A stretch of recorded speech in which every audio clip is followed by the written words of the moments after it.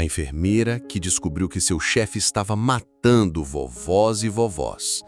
E o que ela fez para parar esse monstro salvou centenas de vidas. Esta é a história de Carla Santos, técnica em enfermagem de 35 anos, que trabalhava no Hospital São Vicente, em Belo Horizonte, e descobriu que seu chefe, Dr. Fernando Machado, estava aplicando overdoses mortais em pacientes idosos para liberar leitos e receber bônus milionários da direção. Carla não era apenas uma funcionária dedicada. Ela era uma cuidadora por vocação. Havia se formado em técnico em enfermagem depois de cuidar da própria avó por 5 anos, vendo de perto como uma pessoa idosa merece dignidade, carinho e cuidado médico competente até seus últimos dias. Para ela, cada paciente idoso que chegava ao hospital lembrava sua avó Benedita, que havia criado sozinha depois que seus pais morreram num acidente de carro. Carla sabia o que significava ver alguém que você ama definhando numa cama de hospital, dependendo da competência e da humanidade dos profissionais de saúde. Dr. Fernando Machado, 48 anos, era considerado o médico mais eficiente do Hospital São Vicente. Formado pela UFMG, com especialização em geriatria, ele havia construído uma reputação de conseguir rotatividade impressionante nos leitos de pacientes idosos. Enquanto outros médicos tinham pacientes que ficavam internados por semanas, os pacientes do Dr. Fernando tinham estadas curtas, alguns diriam suspeitamente curtas. Mas o que Carla não sabia é que estava prestes a descobrir que eficiência do Dr. Fernando tinha um preço macabro: a vida dos pacientes mais vulneráveis do hospital. O Hospital São Vicente atendia uma das regiões mais carentes de Belo Horizonte, recebendo principalmente pacientes idosos do SUS que chegavam em estado grave, muitas vezes abandonados pelas famílias, sempre com poucos recursos e esperando apenas um pouco de dignidade em seus momentos finais. Carla trabalhava no turno da manhã na ala geriátrica, um andar inteiro dedicado a pacientes acima de 65 anos.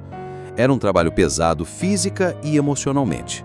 Trocar fraldas, aplicar medicamentos, dar banho em pessoas que muitas vezes não conseguiam nem reconhecer onde estavam. Mas para Carla, cada paciente tinha nome, história e merecia ser tratado como um ser humano completo. Ela conhecia as manias de seu Antônio, que sempre pedia água gelada. Sabia que Dona Maria ficava mais calma quando alguém segurava sua mão. Lembrava que seu João havia sido mecânico e gostava de conversar sobre carros antigos. "Carla, você se envolve demais", dizia sua colega Fernanda, também técnica em enfermagem. "Idoso no SUS é assim mesmo, chega grave, fica poucos dias e vai embora. Não tem jeito." "Vai embora como?", Carla sempre perguntava. "Para casa recuperado ou para o cemitério?" "Depende do estado que chegam", respondia Fernanda com o pragmatismo de quem havia se acostumado com a dureza da profissão. Mas Carla nunca se acostumou. Para ela, ir embora para o cemitério significava que o sistema de saúde havia falhado, que alguém que ainda podia ter mais tempo de vida havia sido perdido por incompetência ou descaso. Dr. Fernando supervisionava toda a ala geriátrica e era admirado pela direção do hospital por seus resultados. Ele conseguia manter uma taxa de ocupação de leitos que impressionava os administradores. Pacientes chegavam, eram tratados e rapidamente saíam, liberando espaço para novos casos. O Dr. Fernando é um exemplo. O diretor Dr. Henrique Souza costumava dizer nas reuniões administrativas: "Consegue dar vazão aos casos sem comprometer a qualidade do atendimento. Por isso, ele recebe nosso bônus de eficiência todos os meses." O bônus de eficiência era um incentivo criado pela direção do hospital. Médicos que conseguissem manter baixo o tempo de internação e alta rotatividade de leitos recebiam até R$15 mil extras por mês. Era uma forma de otimizar o atendimento e reduzir custos operacionais. Para a direção, Dr. Fernando era o médico ideal. Para as famílias dos pacientes que sobrevivem, ele é competente e cuidadoso. Mas para Carla, que observava seu trabalho diariamente, algumas coisas começaram a não fazer sentido. Os pacientes do Dr. Fernando melhoravam rapidamente, ou pioravam rapidamente. Não havia meio termo. Não havia aquela recuperação gradual, cheia de altos e baixos, que Carla conhecia da experiência cuidando da avó. É impressionante como o Dr. Fernando consegue definir rápido o prognóstico dos pacientes, comentava a enfermeira-chefe Marina durante as passagens de plantão. Ele sempre sabe quais vão se recuperar e quais não têm mais jeito. Carla concordava em silêncio, mas algo a incomodava. Como alguém podia ter tanta certeza sobre quem ia viver e quem ia morrer? Medicina não era uma ciência exata assim, principalmente com idosos que frequentemente surpreendiam com recuperações inesperadas. E era exatamente essa capacidade misteriosa de prever destinos que logo faria Carla suspeitar que Dr. Fernando não estava apenas prevendo mortes, estava causando-as. A primeira vez que Carla sentiu que algo estava errado foi com seu Roberto, um senhor de 78 anos que havia chegado ao hospital com pneumonia. Ele estava debilitado, mas consciente. Conversava com Carla sobre seus netos e mostrava sinais claros de melhora depois de 3 dias de antibióticos. Esse aqui vai voltar para casa, Carla comentou com o Dr. Fernando durante a visita matinal. Já está comendo melhor, a febre baixou e ontem conseguiu se sentar na cama sozinho. Dr. Fernando olhou para o prontuário de seu Roberto com uma expressão que Carla não conseguiu decifrar. Vamos ver, ele respondeu. Casos como este podem ter complicações súbitas. Naquela mesma noite, seu Roberto teve uma parada cardíaca inesperada e morreu durante o plantão noturno. Carla ficou chocada quando chegou no dia seguinte e soube da notícia. Mas ele estava tão bem ontem, ela disse para a enfermeira do turno da noite. Como que alguém tem parada cardíaca assim, do nada? Acontece, respondeu a colega. Idoso é assim mesmo, parece que está melhorando e de repente o organismo não aguenta. Carla aceitou a explicação, mas ficou triste. Seu Roberto havia falado com tanto carinho dos netos, havia feito planos de voltar para casa. Parecia cruel que a vida fosse tirada dele justamente quando mostrava sinais de recuperação. 2 semanas depois, aconteceu novamente. Dona Aparecida, 82 anos, internada com diabetes descompensada, estava respondendo bem ao tratamento. Seus níveis de glicose haviam se estabilizado, ela estava alerta e até havia pedido para Carla ligar para a filha. Doutora, acho que a senhora vai ter alta em breve, Carla havia comentado com o Dr. Fernando. Dona Aparecida está quase boa. Novamente aquele olhar indecifrável. Diabéticos idosos são imprevisíveis, ele respondeu. Não podemos ter muitas expectativas. Na madrugada seguinte, Dona Aparecida também teve complicações súbitas e morreu. Foi aí que Carla começou a prestar atenção num padrão que a deixou profundamente incomodada. Os pacientes que mostravam sinais de melhora sobre os cuidados de Dr. Fernando frequentemente tinham complicações inesperadas durante a madrugada. Carla começou a anotar informalmente os casos. Não era algo científico, apenas uma forma de processar sua tristeza, vendo pacientes que pareciam estar se recuperando morrerem subitamente. Em 2 meses, ela anotou 7 casos similares, todos pacientes idosos, todos mostrando sinais de melhora, todos morrendo inesperadamente durante a madrugada após Dr. Fernando fazer algum comentário pessimista sobre o prognóstico. Será que é coincidência? Carla se perguntava. Ou será que Dr. Fernando realmente consegue prever essas complicações?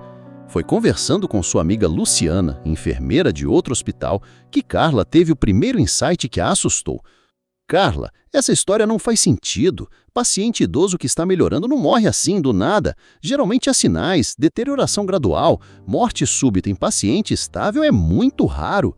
Mas Dr. Fernando é muito experiente, Carla respondeu, ainda tentando encontrar explicações racionais.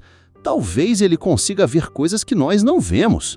Ou talvez, Luciana hesitou, talvez ele esteja vendo coisas que não deveriam estar acontecendo. Então a semente da dúvida foi plantada. Carla começou a observar Dr. Fernando de forma diferente. Não era algo consciente, ela não estava investigando, apenas prestava mais atenção nos detalhes, nas rotinas, nas coisas que antes passavam despercebidas. Foi assim que ela notou que Dr. Fernando sempre fazia visitas extras aos pacientes durante a noite. Isso não era necessariamente estranho. Médicos dedicados frequentemente checam pacientes graves durante a noite.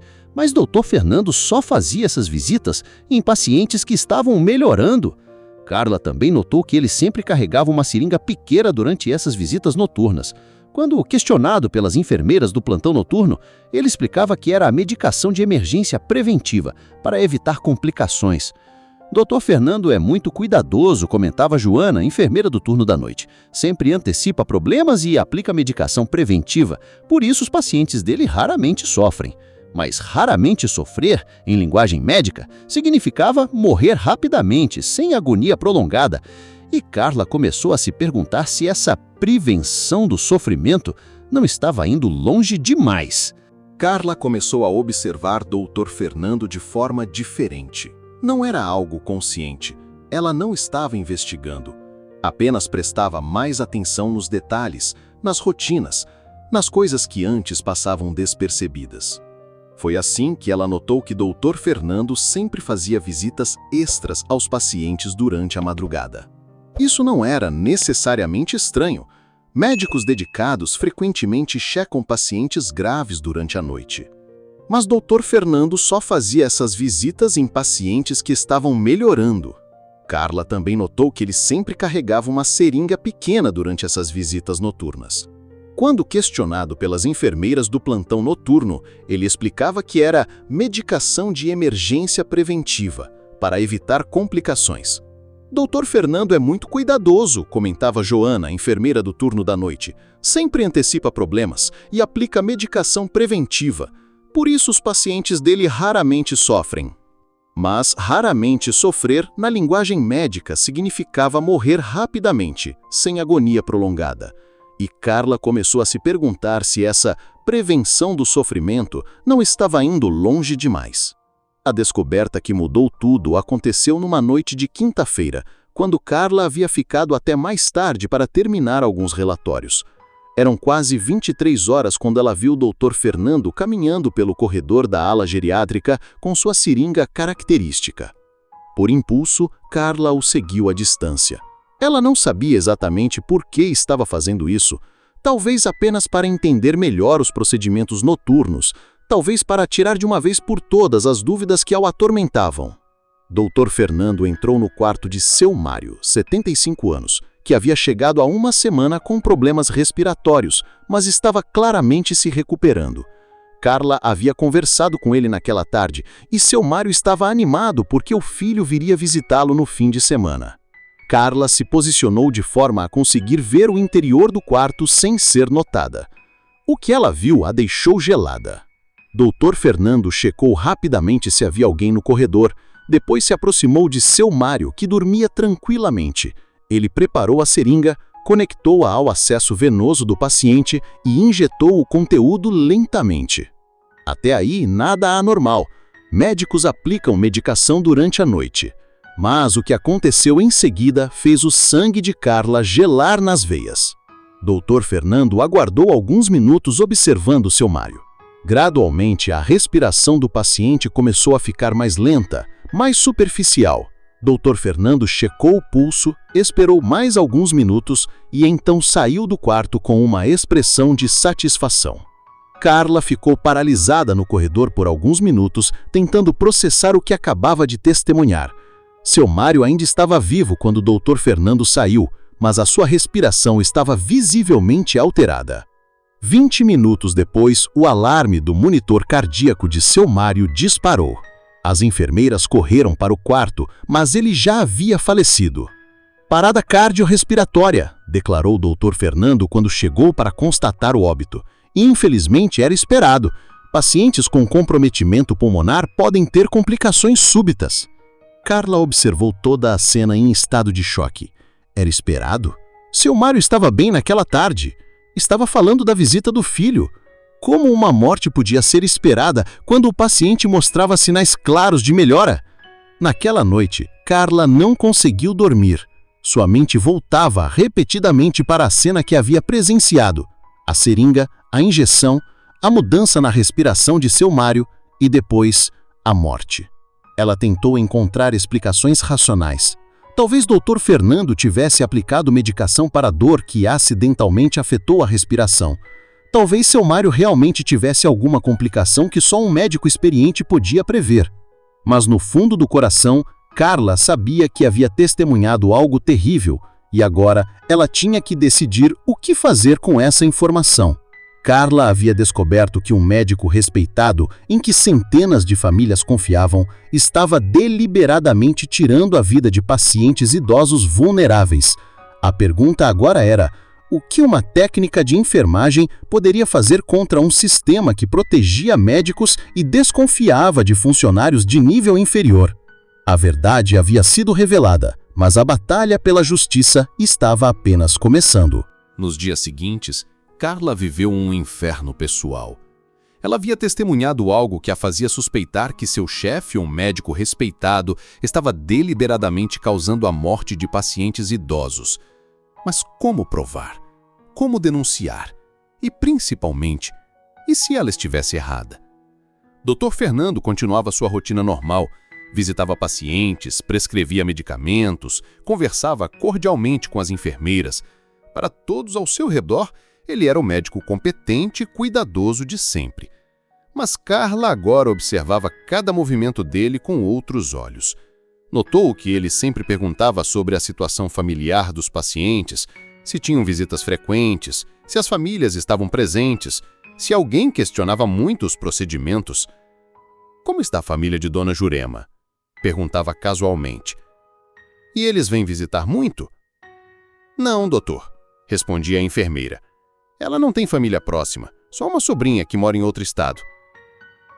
Carla percebeu que os pacientes que morriam inesperadamente eram sempre aqueles com menos suporte familiar, menos pessoas para fazerem perguntas, menos gente para questionar decisões médicas.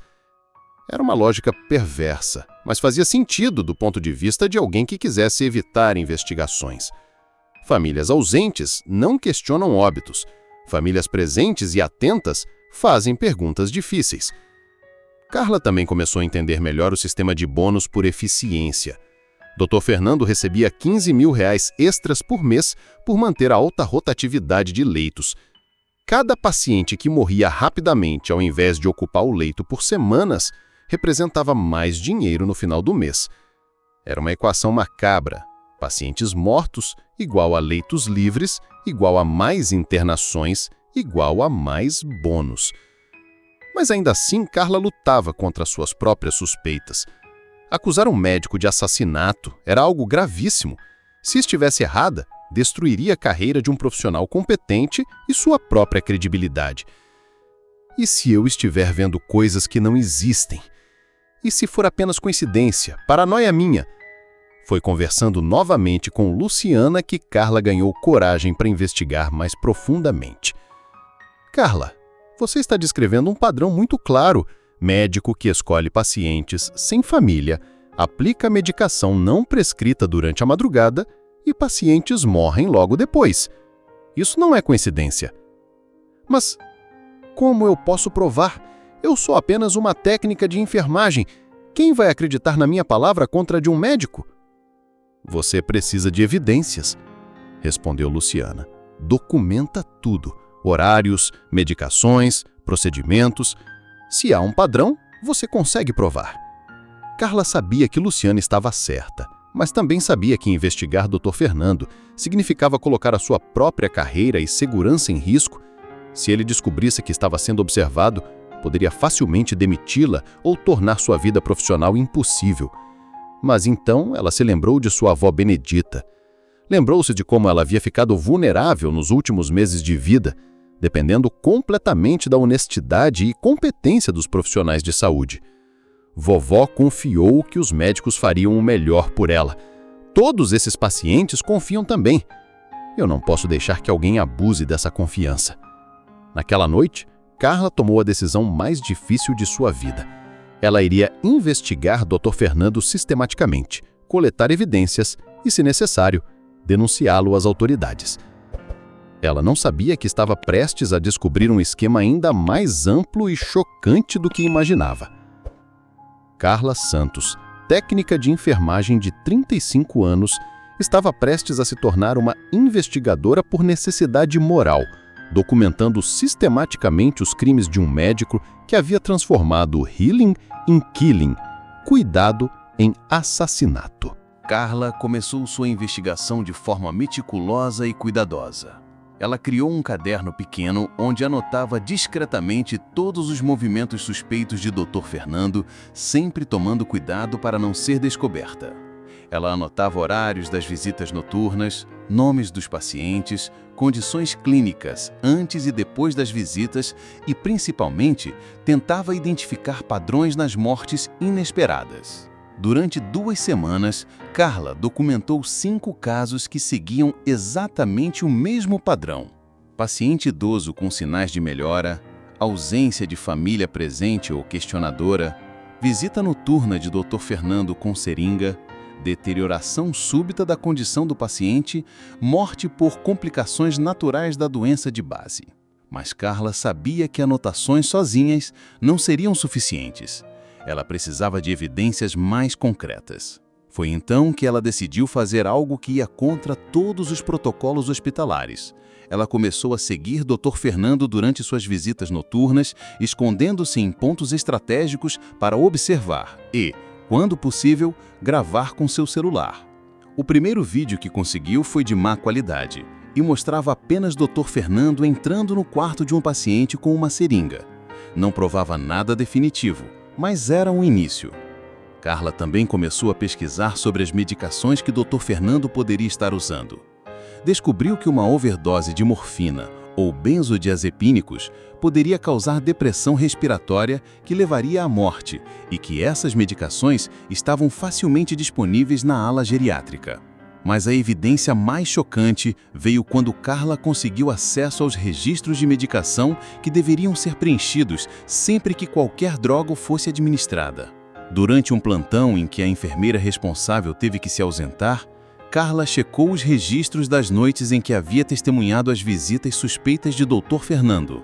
Para seu horror, descobriu que não havia registros de medicação administrada durante aqueles horários. Isso significava que Dr. Fernando estava aplicando medicamentos sem registrar, violando protocolos básicos de segurança hospitalar. Mais importante ainda, significava que ele estava deliberadamente escondendo o que estava fazendo. Médico não esconde medicação a menos que esteja fazendo algo errado, Carla pensou. Carla também descobriu algo que a deixou ainda mais chocada. Dr. Fernando não era o único médico do hospital a receber bônus por eficiência. Havia outros 2 médicos com números suspeitos de mortes rápidas em suas alas. Será que havia um esquema maior? Será que a direção do hospital sabia o que estava acontecendo? Será que os bônus por eficiência eram uma forma de incentivar médicos a acelerar mortes para otimizar custos? Quanto mais Carla investigava, mais apavorante ficava a situação. Ela não estava lidando apenas com um médico desequilibrado. Estava descobrindo um possível esquema sistemático de assassinatos para benefício financeiro. Mas foi numa quinta-feira à noite que Carla obteve a evidência definitiva que precisava.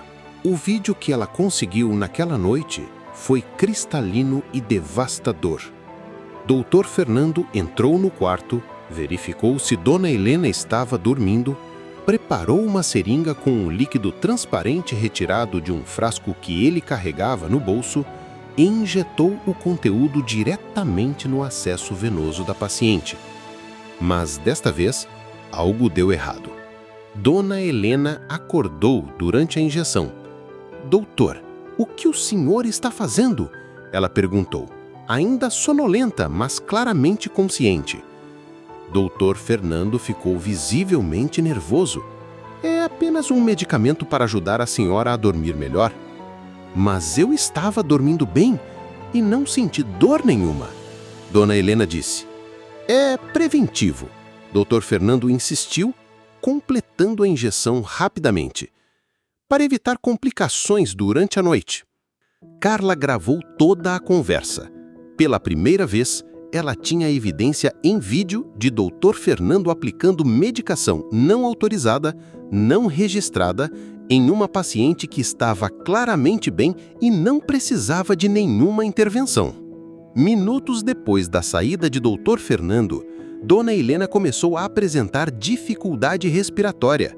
Carla, que havia permanecido próxima, correu para o quarto e encontrou a paciente lutando para respirar. Pela primeira vez, Carla tomou uma decisão que salvou uma vida, Ao invés de chamar Dr. Fernando, ela chamou diretamente o médico plantonista de emergência e relatou que a paciente havia recebido medicação não autorizada e estava tendo reação adversa. Dr. Roberto, o plantonista, conseguiu reverter os efeitos da medicação aplicada por Dr. Fernando e Dona Helena sobreviveu. Quando questionado sobre qual medicação havia sido aplicada, Dr. Fernando alegou que foi apenas um sedativo leve e que a reação adversa era inesperada. Mas Carla sabia a verdade. Dr. Fernando havia aplicado uma dose que deveria ter matado Dona Helena e só a intervenção rápida havia salvado a vida da paciente. Naquela madrugada, Carla tomou a decisão mais corajosa de sua vida.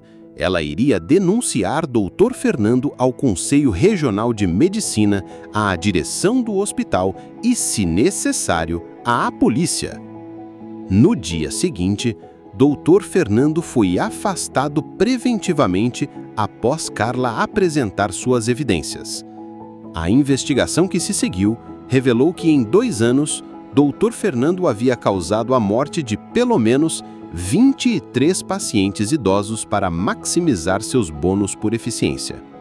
O Hospital São Vicente reformulou completamente seu sistema de incentivos e 3 outros médicos foram investigados por práticas similares. Dr. Fernando foi preso, cassado e condenado a 25 anos de prisão. Carla se tornou uma heroína no hospital e um símbolo da importância de profissionais de saúde corajosos que colocam o bem-estar dos pacientes acima de hierarquias e conveniências. Eu pensei na minha avó. Ela disse em entrevista após o julgamento, pensei em como ela confiou nos médicos para cuidar dela com dignidade. Todos os nossos pacientes idosos merecem essa mesma dignidade. E você? Acredita que devemos sempre questionar autoridades quando algo parece errado? Já presenciou alguma situação onde precisou escolher entre seguir ordens e fazer o que é certo? Carla provou que uma técnica de enfermagem pode sim fazer a diferença na vida de centenas de pessoas, que a coragem moral vale mais que estabilidade profissional e que proteger os mais vulneráveis é responsabilidade de todos nós. Deixe sua opinião nos comentários. Você teria a coragem de Carla para denunciar um superior? O que faria se descobrisse algo assim? E se essa história te tocou e te fez refletir sobre a importância de profissionais de saúde íntegros, não esqueça de deixar seu like e se inscrever no canal para mais histórias de pessoas corajosas que fizeram a diferença. Você conhece algum profissional de saúde que admira? Conta pra gente nos comentários. Até a próxima história! E lembrem-se, às vezes, os verdadeiros heróis usam scrubs ao invés de capas e salvam vidas com coragem moral ao invés de superpoderes. Carla Santos nos ensinou que cuidar verdadeiramente significa proteger os vulneráveis, mesmo que isso signifique enfrentar o sistema. Porque, no final, a vida de cada vovô e cada vovó vale mais que qualquer conveniência, qualquer hierarquia, qualquer bônus financeiro. E esta é uma lição que todos nós, em qualquer profissão, podemos levar para nossas vidas.